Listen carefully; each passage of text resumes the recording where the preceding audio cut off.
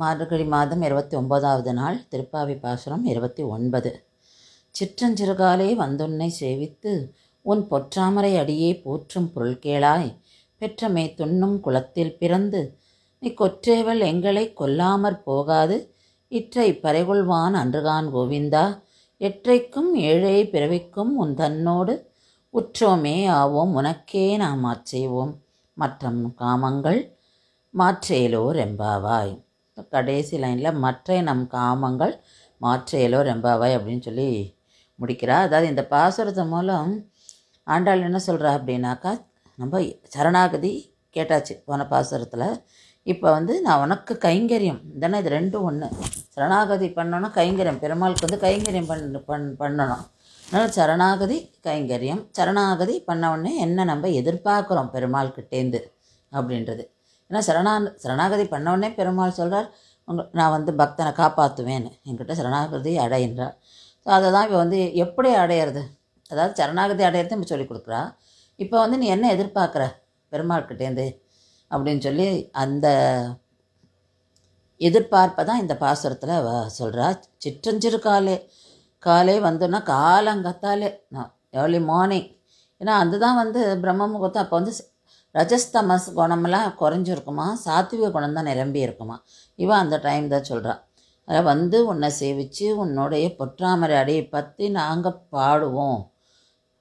பொருள் நீ எங்களுக்கு அதுக்கு நாங்கள் உன்னை பாடுவோம், நீ எங்களுக்கு பதிலுக்கு எங்களுக்கு அருள் பண்ண வேண்டும், நீ என்ன எங்களுக்கு கொடுக்க போகிற அப்படின்னு. அப்போ கிருஷ்ணர் கேட்குற, உனக்கு என்ன வேணும் சொல்லு, நீங்கள் இத்தனை நாள் பாடியிருக்கீங்க, உங்களுக்கு என்ன வேணும் அப்படின்னு.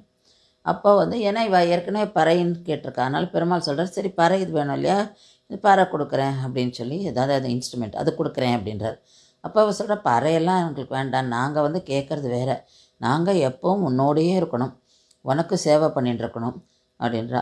அதை தான் அவள் குற்றேவல் எங்களை கொல்லாமற் போகாது இற்றை பறை கொள்வான் அன்றுகான் கோவிந்தா அப்படின்ற அந்த கோவிந்தா நாமத்துக்கு அப்படி ஒரு மகிமை.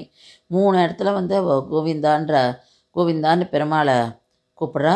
ஒரு இடத்துல கூடாரை வெல்லும் சீர் கோவிந்தான்றா, குற்றம் ஒன்றும் இல்லாத கோவிந்தா அப்படின்றா, அன்றுகான் கோவிந்தான்னு இந்த பாசுரத்தை சொல்கிறா. ஏன்னா அவளுக்கு பிடிச்ச நாமம், அதனால் அந்த நாமத்தை கூப்பிட்றா. அதை தான் அவன் சொல்கிறா, உனக்கு பிடிச்ச நாமத்தை சொல்லி உன்னை நாங்கள் ஆனந்தப்படுத்தணும் அப்படின்றாவோ. நீயும் எங்களுடைய இந்த நாமாவளியை கேட்டு நீயும் ஆனந்தம் அடையணும், எங்களுக்கு உன்னை ஆனந்தப்படுத்தணும், அதுதான் எங்களுக்கு உன்னோட தான் இருப்போம், எங்களுக்கு வேறு எதுவுமே வேணாம், ஏழை பிறவிக்கும் உன் தன்னோடு ஒற்றோமே ஆவோம் தான் சொல்லிட்டா. அதனால் அதாவது இந்த ஏழை பிறவினை நீ நான் எவ்வளோ பிறவி எடுத்தாலும் அந்த பிறவிலையும் உன்னோடைய நாமத்தை சொல்லிட்டு உனக்கு கைங்கரியம் பண்ணிட்டு உன்னோடையே இருக்கணும். இப்போ எப்படி நீ இந்த இடத்துல ஒரு மாடு மேய்க்கிற இந்த குலத்தில் நீ பிறந்து எங்களோடய இருந்த, அதை மாதிரி எங்களுக்கு நீ அந்த ஒரு அருகாமையை நீ கொடுக்கணும், எங்களோடையே இருக்கணும் அப்படின்னு சொல்லி அவள் சொல்கிறா. அதனால தான் 29ல் அவள் முடிக்கிறா.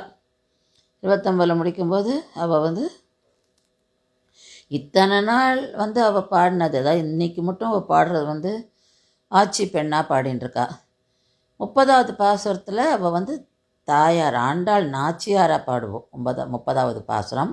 ஸோ இன்றைக்கி மட்டும் 29 பாசுரங்களில் அவள் ஆட்சி பெண்ணாக இருந்து ஒரு பக்தையாக இருந்து பாடுறா. சரணாகதியை சொல்லி கொடுத்துட்டா. அடுத்தது மோட்சத்தை சொல்லித்தரா. அதுக்கான இது என்ன வழி, கைங்கரியம் அப்படின்னு சொல்கிறா. ஸோ அதை தான் இந்த பாட்டில் நம்ம பார்த்துட்டோம். மற்ற காமங்கள் எங்களுக்கு வேறு எதுவுமே வேணாம், எங்களுக்கு இது மேலேயுமே எங்களுக்கு ஆசையே கிடையாது, எங்களுடைய நோக்கமெல்லாம் நீ தான், எங்களுக்கு நீ எங்களோட இருக்கணும், நீ எங்களோட அந்த பக்தியை பார்த்து நாங்கள் பாடுறதெல்லாம் கேட்டு நீ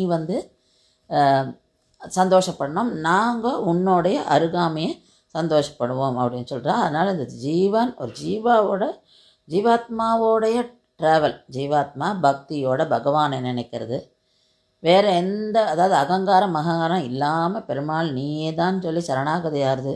இதை தான் அவள் சொல்கிறா.